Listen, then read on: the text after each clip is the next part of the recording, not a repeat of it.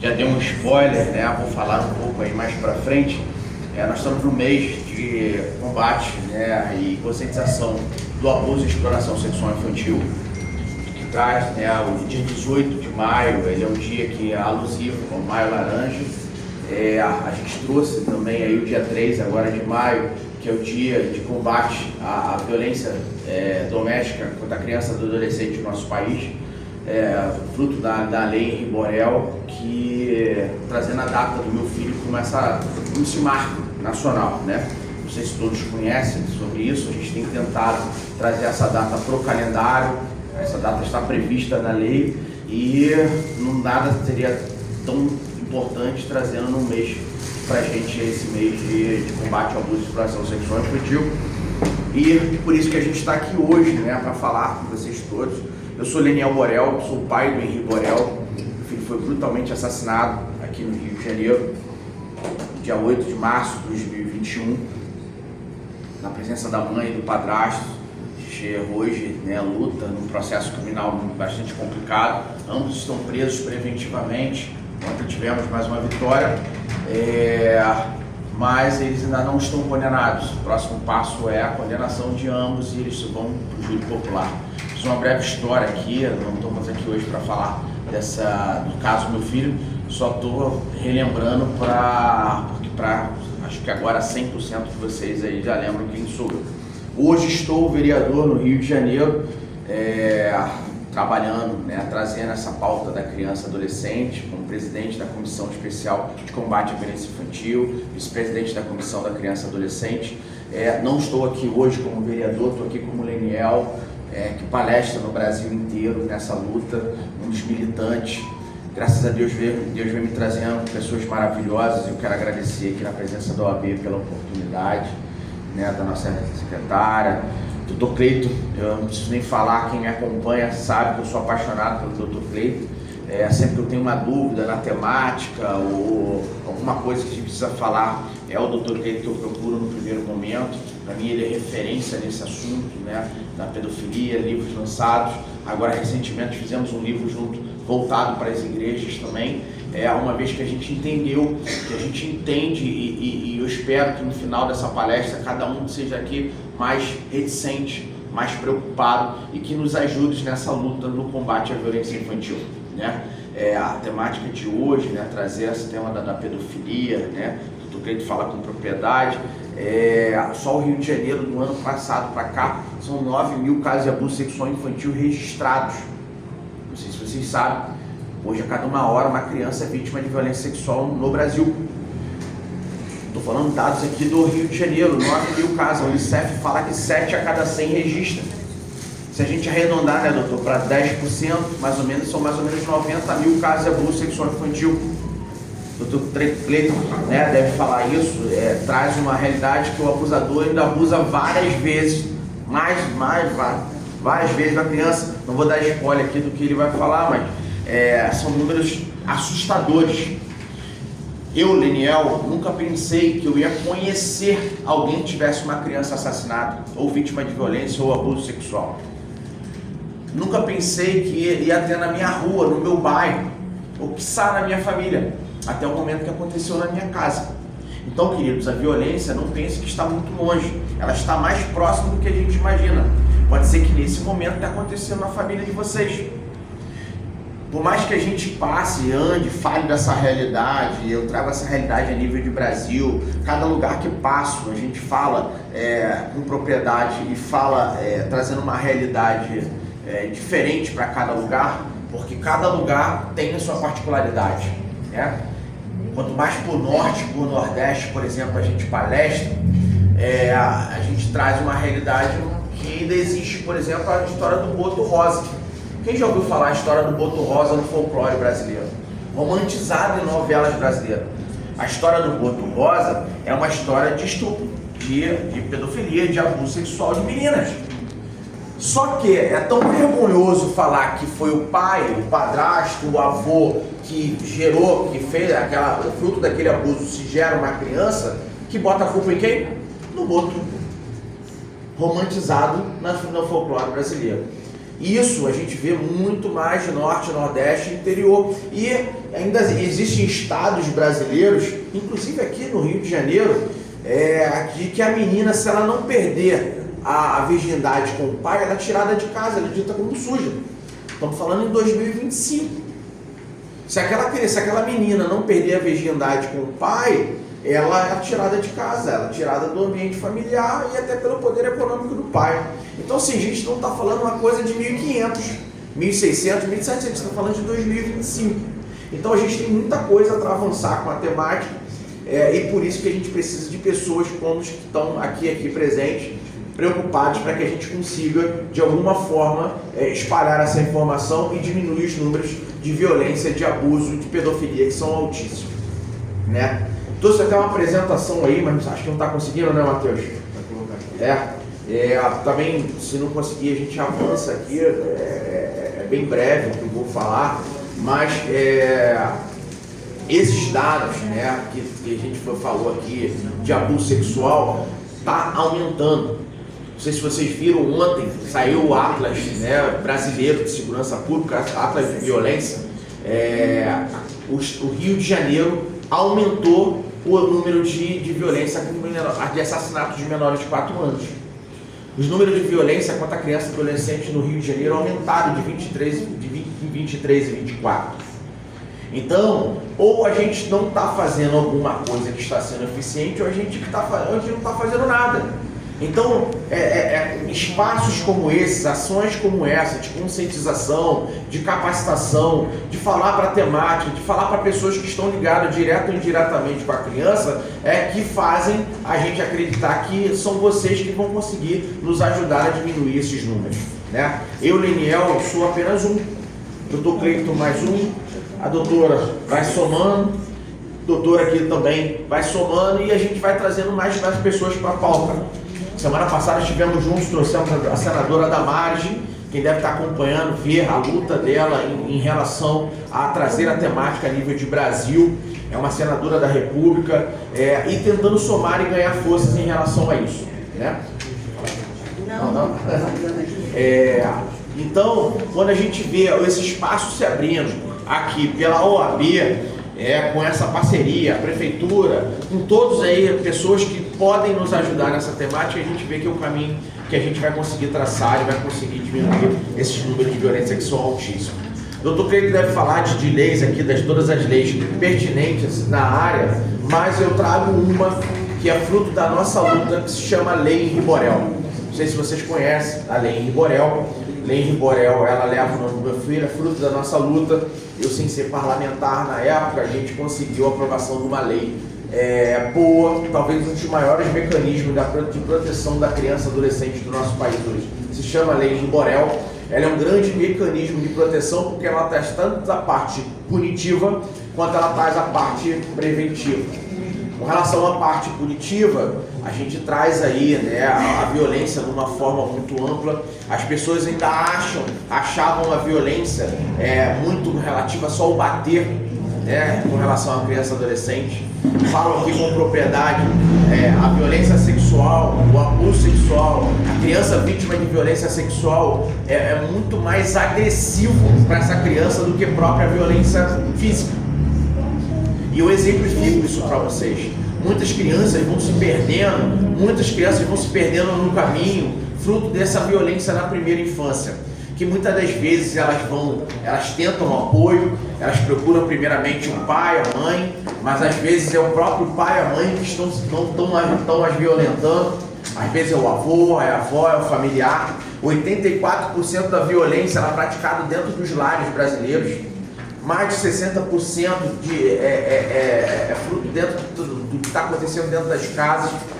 Quando eu falo de 84% é pai, mãe, padrasto, madrasta, avó, tio, tia. São pessoas ali muito próximas. E se aqueles abusadores, se são aqueles que as violentam, estão dentro de casa e elas não conseguem apoio, é na escola que elas vão pedir apoio. É na saúde. É quando vai chegar numa delegacia de polícia. Por isso que a gente precisa de todos com uma forma integrada e junto, de que a gente consiga dar voz a essas crianças, né? Doutora, criança, quando te bater na delegacia de polícia, chegar, se ela verbalizar, é sinal amarelo que está vermelho. Falei aqui que trouxemos a lei em Riborel, e a lei em Riborel está para a criança hoje, assim como Maria da Penha está para as mulheres. A lei em Riborel, ela traz a medida protetiva para a criança e adolescente, assim como Maria da Penha traz a medida protetiva, por isso que é um grande ganho, o avanço da sociedade, né, nessa lei. Só que Maria da Penha tem 18 anos e lei em Riborel tem 2. Então a nossa dificuldade hoje é fazer com que essa lei seja aplicada. Então, quando a criança chega numa delegacia de polícia, é um pouco diferente do que acontece com uma mulher. A mulher, ela pode pegar um ônibus e falar assim, ó, eu tô chegando aqui e o abusador, o meu agressor tá lá dentro de casa. Ela tem possibilidade, ela consegue ter poder econômico, chegar e entrar no ônibus e bater na delegacia de polícia. E a criança? Como é que faz? Alguém tem que levá-la, correto? Então, se a partir do momento que se chega na delegacia de polícia, opa, sinal amarelo que está vermelho, vamos ouvir, né? Vamos investigar. E o nosso papel, eu estou trazendo de todos, apesar de estar até com a nossa inspetora, estar com a delegada de polícia aqui ao meu lado, o nosso papel, queridos, é denunciar. Um dos outros avanços que nós trouxemos na lei de Riborel é trazer o denunciante também como sujeito de direito. O que é isso? Hoje temos direitos para o denunciante, coisa que não tínhamos. Isso por quê? Porque a gente entendeu que do outro lado tem um narcotraficante. Às vezes o abusador está dentro da comunidade, às vezes ele está dentro de casa, é muito difícil denunciar. Estou falando aqui para mulheres agora, quão difícil é as mulheres denunciarem. Por isso que Maria da Penha é um grande avanço. Às vezes o agressor estava dentro de casa e ela denunciava, quando voltava ela morria. E a criança a mesma coisa. Então, nesse sentido, nós trouxemos uma lei que chama a Lei em Riborel, que ela está aí, né, trazendo a violência de uma forma ampla. Não é só a violência física, é psicológica, moral, sexual, institucional. Então a gente está trazendo algo, um mecanismo de proteção, mas precisamos que essa lei seja aplicada e que cada vez mais as pessoas tenham consciência que existe essa lei, que traz a parte, né, da medida protetiva, que eu entendo que é um grande avanço, assim como traz a penalização maior, e no capítulo 2 trazendo a capacitação, e é isso que a gente está fazendo aqui hoje, falando sobre a temática, né? Trouxe uma breve apresentação sobre a realidade do Brasil. Acho que estão conseguindo ver, né? Tá, bom, estou trazendo aí o que tem hoje de legislação, né? Muito puxado pelo que a gente aprovou. Não vou dar spoiler, doutor. O doutor vai trazer outras leis aí aplicadas. Vou falar um pouco da lei em Riborel, como estou falando, e trazendo ainda essa realidade, né, da violência sexual, que é fruto do nosso tema hoje, sobre pedofilia e tudo mais. Trago alguns exemplos. Xuxa, sou baixinho da Xuxa, né? Tô aqui revelando a minha idade aqui, tô indo, porque tem outros baixinhos da Xuxa aqui também. Queridos, Xuxa só foi falar que foi vítima de violência sexual na infância com 60 e poucos anos de idade. E quem é a Xuxa? Alto poder de comunicação. Se aquela mulher pega o microfone algum dia da vida e falasse num programa dela que fosse vítima de violência, o cara tava muito preso, correto ou não? E Xuxa só foi falar com 60 e poucos anos de idade e página, só ficou 2 semanas falando sobre o assunto. Tamanho a agressividade que aquilo era para ela. Então, uma menina, uma criança que é vítima de violência, o que ela quer fazer, ela quer esquecer. Ela não quer se revitimizar, falar isso tudo do assunto. Por isso que quando ela chegar e falar sobre o assunto, falar, opa, vamos ouvir aqui e investigar. Por isso o nosso papel como cidadão comum, como ser humano, é denunciar. O papel de investigação, queridos, é da polícia.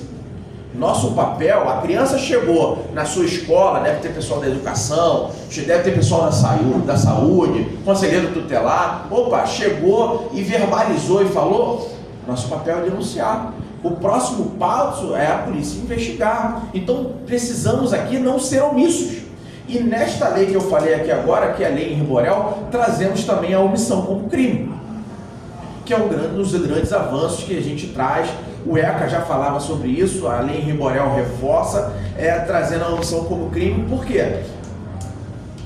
Poxa, se a criança verbaliza e ninguém fazer nada, o que ela chega num momento que ela desiste de falar.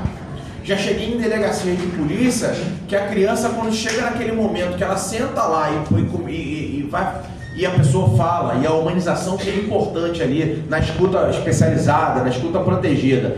Naquele momento que ela senta ali e começa a falar, ela sente a confiança, e eu já vi a criança chegar e falar assim: nossa, agora realmente vai ter alguém que vai me ouvir? Porque ali ela já falou para a mãe, ela já falou para o pai, ela já falou para a professora, ela já falou para tio, e ninguém atendeu. Então nós como adultos, nós como seres humanos é que precisamos juntos olhar, ter esse olhar diferenciado e tomar alguma providência. Bom, trouxe aqui também essa realidade do Maio Laranja, falei, né, no começo. O Maio Laranja, ele é simbólico. Quem me acompanha aí, a gente está trazendo isso a nível de Rio de Janeiro inteiro. Coloquei vários outdoors no Rio de Janeiro, saímos em vários jornais falando sobre o Maio Laranja. É uma campanha nova, é uma campanha não tão nova, mas a gente está agora realmente tomando a frente para que realmente se empodere e as pessoas tomem consciência, mas é apenas um momento de conscientização, né? O combate realmente aponta, são as pessoas que estão aqui, ouvindo essas crianças, tomando as ações, né? E capacitando mais e mais pessoas para tomarem, para entenderem que a violência existe, não podemos tampar o sol com a paneira, e uma vez que existe, a gente precisa ter um fluxo. Por exemplo, calor de 40 graus agora em Mesquita, né? Chegamos hoje aqui, está quentinho, né? Mais que os outros dias. A criança chega numa escola de moletom, tem alguma coisa errada, correto ou não? Calor de 40 graus no Rio, tá? Chegou numa igreja, ou chegou na escola, era para fazer um desenho lúdico, era para fazer uma pintura, pintar Jesus, por exemplo, e o menino faz um desenho de um órgão genital, tem alguma coisa errada. Então nós precisamos de profissionais capacitados, pessoas com um olhar diferenciado, falar assim: tem alguma coisa errada aqui. E uma vez que identifique, procura quem? Quem é que procura? É o Leniel? É o Dr. Cleiton? Vou na delegacia de polícia, o conselho tutelar? Qual é o caminho? Qual é o fluxo? Né? Fico muito feliz quando eu venho em palestras como essa, em capacitação. Tem conselheiro tutelar aqui? Fico triste, muito triste. Era para os conselheiros tutelares daqui de Mesquita, correto ou não? Tá gravando? Conselheiro tutelar de Mesquita, era para você estar aqui hoje nessa capacitação, entendeu? Está aqui o coautor da Lei Riborel, né? Estamos aqui com o delegado de polícia, uma inspetora de polícia responsável pela delegacia, e quem aponta e quem vai ser um dos primeiros que precisa ser ouvido, que a delegacia precisa desse apoio do conselheiro tutelar, não está aqui para nos ouvir.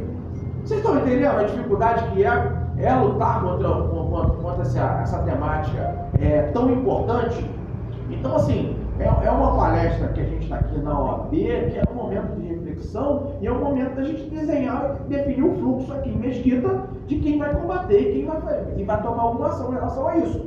Chega na delegacia à noite, por exemplo, nós temos no Rio de Janeiro inteiro, desculpa até, doutora, eu estava falando muito da Polícia Civil, mas é porque eu sou apaixonado pela Polícia Civil, né?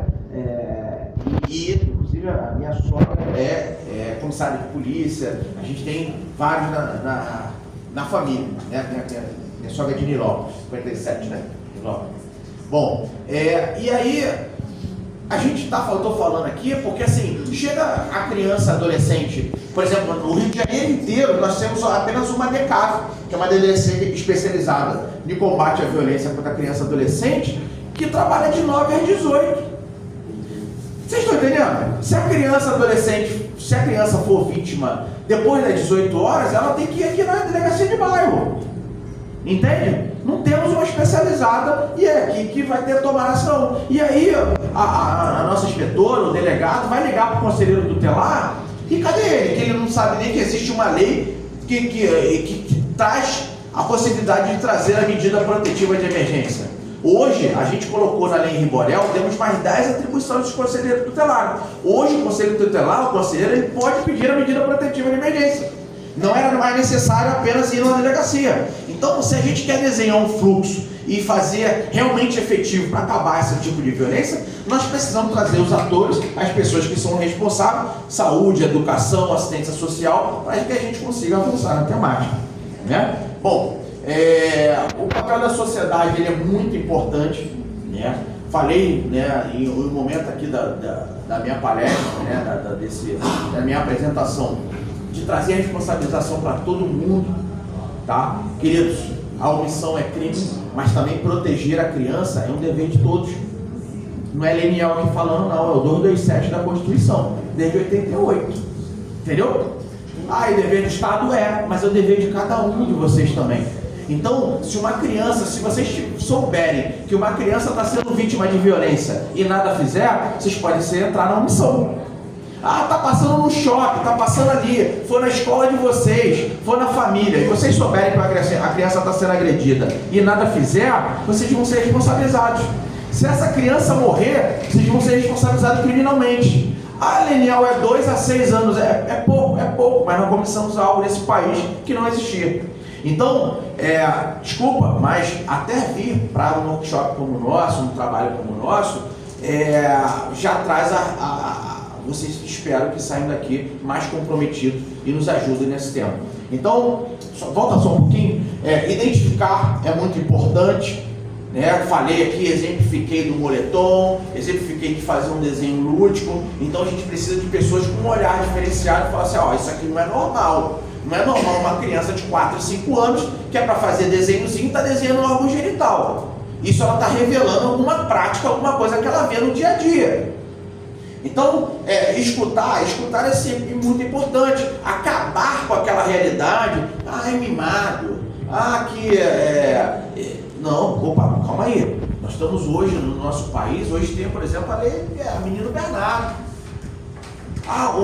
Um adulto vai bater numa criança, ele tem que saber se ele bater numa intensidade maior ou num local que possa afetá-la, ele pode matar. Então hoje, aquela realidade que eu apanhei, mas eu estou aqui, que a gente muito ouviu, né? Não, hoje isso não existe mais. Hoje temos uma criminalização, temos a lei do menino Bernardo, que é a lei da palmada, que a gente não pode chegar e sair batendo na criança. Então, todas as crianças precisam ser ouvidas. Agora, se ela está mentindo ou não somos nós. A gente não tem um certificado de psicologia, a prática de ser psicólogo, para falar se está mentindo ou não. E a violência, queridos, ela tem uma velocidade. A criança, se ela verbalizar de que ela sofreu, foi violenta, fruto de violência, e a gente não fizer nada, o próximo passo, uma vez que o agressor saiba que ela verbalizou, pode ser a morte. Então, escutar, a gente precisa escutar e ter uma ação. Denunciar é importante, falei aqui a realidade dos conselheiros tutelares, mas também temos a delegacia de polícia. Hoje não é necessário ir numa delegacia de polícia, temos o RO online, então não precisa chegar, não, preciso pegar um ônibus, eu vou para a delegacia, temos a dificuldade. Não, internet, todo mundo tem celular, RO online, é só fazer e vai ser indicado e endereçado para a delegacia responsável. Fora isso, temos também o Disque 100, que é um canal de denúncia, é só vocês pegarem o telefone e discar 100, o Disque 100 vai te gerar um protocolo, não sei se vocês sabem, mas esse protocolo pode ser acompanhado, então ele tem que te dar um desfecho, é obrigação de dar um desfecho, né? Sim, positivo ou negativo. E o que é fluxo normal, me corrija se eu estiver errado, depois essa denúncia que é feita por telefone, ela é encaminhada pela delegacia de bairro ou a delegacia especializada para se apurar esse caso. Então, esses são os atores aí principais que vão nos ajudar no primeiro momento. Conselho tutelar, Disque 100, delegacia de polícia, Ministério Público, né? Não compartilhar é uma informação importante. A gente tem visto na internet, a internet hoje é casa de ninguém, né? Antigamente, para a gente ter uma informação, acho que a maioria aqui olhando mais ou menos, aí estou revelando minha idade novamente, precisava ser uma Barça, né? Tinha que comprar uma Barça para ter uma informação, né? Para a gente estudar e tudo mais. Hoje não, você pega o celular, tem todas as informações, e aí isso amplifica, porque hoje uma criança de 2, 3 anos já tem acesso ao celular. E aí estão sendo atacados, cyberbullying, isso só está sendo falado o tempo todo na internet, porque existe uma redoma, né, um grupo especializado em atacar essas crianças e levar essas informações. Então, tudo que tem dinheiro envolvido, tudo que tem poder econômico, tem comércio, tem gente por trás ali para desenvolver. Não sei se vocês viram aquele filme Sound of Freedom, O Som da Liberdade. Aquilo é uma verdade no nosso país, né? Na verdade no mundo, né? Mas ali mostra uma realidade econômica, as pessoas que compartilham realmente informações, compartilham fotos de pornografia, de pedofilia, tem aí espalhados aí por todo lugar. Vira e mexe, né? Acho que semana passada a Polícia Federal estourou um outro, né? Dr. Cleito viveu isso com propriedade, foi delegado titular de crime cibernético, né, doutor? Então pegava isso o tempo todo, mas eu ilustro isso com muita particularidade, porque eu vivi isso e vivo isso o tempo todo.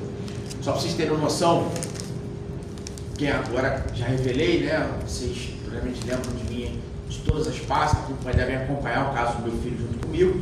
Uma das coisas que é icônica do caso do meu filho, não sei se vocês lembram, é uma imagem do meu filho de cuequinha mancando. Vocês lembram disso? Meu filho de cuequinha mancando, após sair do quarto, que o Jairo ficou por 50 minutos mais ou menos ali com ele. A babá liga para a mãe, pede para a mãe estava no salão de beleza, fica por horas, não vai lá. Só faço a todos aqui pensar, tá? O que um adulto, Jairo na época tinha 44 anos, chega mais cedo da Câmara de Vereadores, Jairo era vereador naquele momento, chega mais cedo, se adentra para um quarto com uma criança, 44 anos, tranca a porta do quarto, a criança começa a gritar desesperadamente, a ponto da babá ficar desesperada e ligar para a mãe e trocar mensagens com a mãe, isso está lá nos autos. Depois bota a TV no último volume e depois aquela criança sai daquele quarto de cuequinha e mancando. O que aconteceu ali? Só para vocês pensarem. Então, esse tipo de pessoa, esses personagens, eles sabem como fazem. E também em relação a esse fato da cuequinha, outro dia foi preso um pedófilo pela Polícia Civil lá em Minas Gerais, no interior de Minas. Várias fotos, várias imagens, vídeos e tudo mais. Qual foi o vídeo que estava na capa, na imagem do computador dele? O meu filho de cuequinha mancando. Vocês estão vendo a perversividade do ser humano? Estou falando de uma criança que está morta, uma criança que não está mais aqui. Mas isso gera naquele ser, posso chamar de psicopata? Como é que eu posso chamar? Monstro. Aquele monstro gera naquele monstro algo que a gente não é nosso, não é natural. Muito queridos, muitas das vezes eu tentei explicar Jairo e Monique, tento explicar um pedófilo, um agressor, um abusador sexual. Chegou num momento que, e aí eu estou ilustrando de uma forma prática, chegou num momento que eu parei. Por quê? Porque nós não somos criminosos. A gente não consegue justificar. Como é que você vai justificar uma mãe que enfia um cabo de vassoura numa menina? Isso eu pego o dia inteiro. Mostra para o celular aqui ontem. Como é que você vai justificar um pai que abusa sexualmente do menino? A gente consegue justificar isso? Como ser humano? Como um homem comum que existia no direito que não existe mais? Só que isso está aí, isso existe e não podemos tampar o sol com a peneira. Ontem foi o meu filho, amanhã pode ser o filho de vocês. Ontem aconteceu na minha família, na minha casa, amanhã pode ser um parente de vocês. Então cada um tem que sair daqui responsável de fazer a diferença para essas crianças, porque as crianças estão gritando. Todo dia vocês abrem jornais agora e olham na internet, e foi por causa que a gente começou a colocar luz sobre o assunto, né, doutor? Todo dia mostrando crianças sendo abusadas, todo dia crianças sendo mortas, todo dia, e não é só no Brasil, é Rio de Janeiro, e Mesquita está nessa realidade. Então assim, não compartilhar informação e a gente denunciar esses abusadores é muito importante. Pode passar, por favor.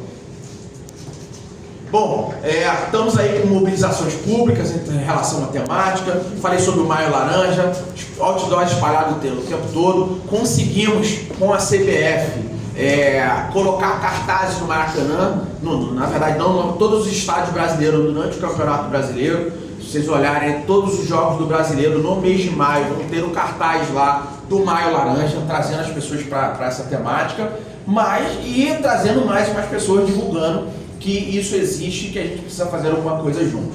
Espalhamos campanhas sobre o Maio Laranja, fizemos uma ação na Câmara. Hoje, entendo essa ação aqui como também uma das campanhas de combate à violência aqui em Mesquita. Daqui eu já saio para Duque de Caxias falar sobre a mesma temática, vou estar à tarde também. E por isso que eu falei, não estou aqui como vereador, estou aqui como homem comum, como uma pessoa que vive, que luta, um militante nessa luta. Mas precisamos de mais pessoas aí também com a gente nessa temática. Pode passar? Último. Acho que é o último, né? Esse é o último. É o último? Então, pessoal, estamos aí, contem comigo. Não vou falar demais, até porque temos vários outros especialistas aqui na temática. Esse assunto é um assunto que está aí, que estamos demonstrando cada vez mais para a sociedade. Os números já falam por si. Falei aqui do Anuário Brasileiro. Saiu essa semana que a violência no Rio de Janeiro, o Rio de Janeiro é o estado considerado mais violento com relação à criança e adolescente do nosso país. Então, a gente precisa fazer alguma coisa juntos. Sozinho eu sou Leniel, doutor Cleiton só, doutora 1, a gente precisa de mais e mais pessoas. Então, por isso, contem comigo e eu espero contar com vocês nessa luta. Tá bom? Obrigado.